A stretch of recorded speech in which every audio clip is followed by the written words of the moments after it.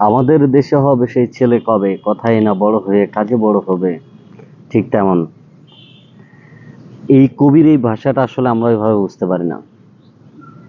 কারণ আমাদের প্রথম কাজ থাকে, আমরা যে কাজে নামবো কাজের প্রথম আগে আমরা খুঁজি এই কাজগুলোতে কি কিভাবে ফাঁকি দেওয়া যায়, এই কাজগুলোতে আসলে কিভাবে মানে ঠকানো যায়, ঠকিয়ে কিছু করে চলে আসা যায়।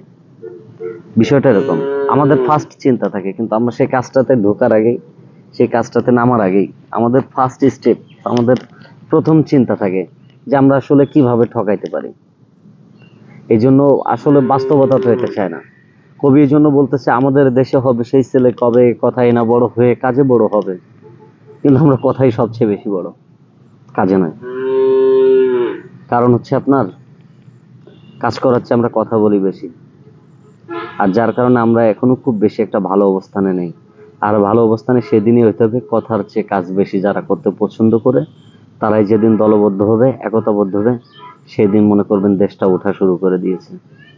কোনো চাপাবাজ গুল্লিবাজ দিয়ে দেশ চলবে না, এটা হয় না।